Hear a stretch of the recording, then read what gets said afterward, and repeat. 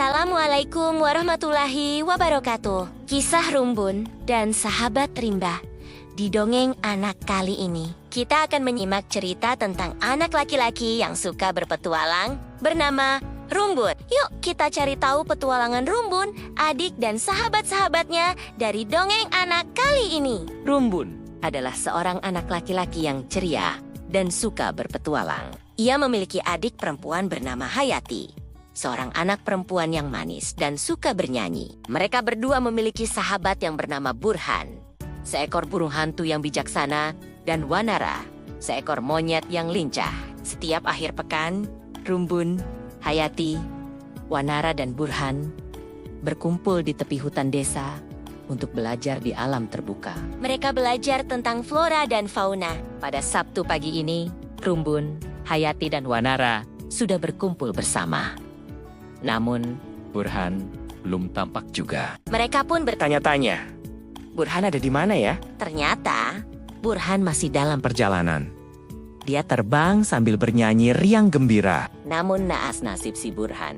Karena keasikan bernyanyi, dia terbang ke arah yang salah. Tanpa sadar, dia terbang ke dalam kepulan asap yang pekat. Asap itu membuat kedua matanya perih dan berair.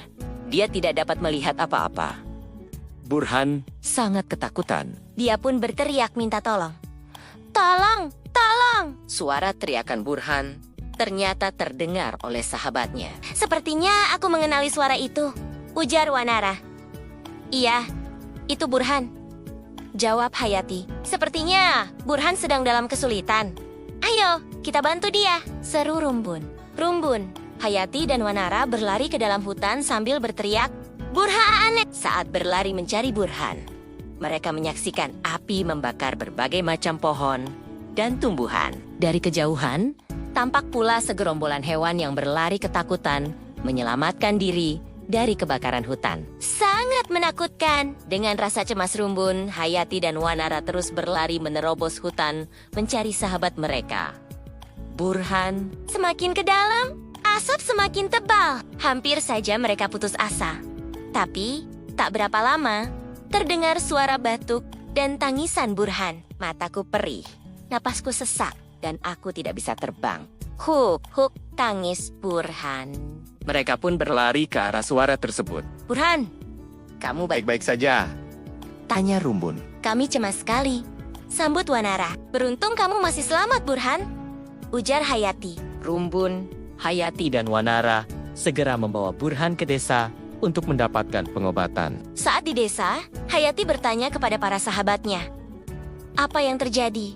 Mengapa hutan desa bisa terbakar? Iya, aku pun penasaran, sahut Wanara. Tak berapa lama kemudian, Rumbun berkata, aku ada ide. Rumbun pun membisikkan idenya tersebut kepada para sahabatnya. Keesokan harinya, Rumbun dan sahabat Rimba kembali ke hutan desa. Mereka membawa beberapa peralatan seperti buku, pulpen, dan kaca pembesar layaknya seorang detektif. Mereka ingin cari tahu kenapa hutan desa terbakar. Hampir seharian mereka mengumpulkan informasi dan juga petunjuk untuk mengetahui penyebab kebakaran tersebut. Dan dari petunjuk yang didapatkan mereka, dapat menyimpulkan bahwa kebakaran di hutan desa terjadi karena ada yang buang puntung rokok sembarangan, membuka lahan dengan membakar, bermain korek api dan membakar sampah sembarangan. Rumbun dan para sahabat menjadi kesal dan kecewa. Mereka tidak menyangka bahwa kebakaran hutan terjadi karena kelalaian dari warga-warga desanya sendiri. Apalagi,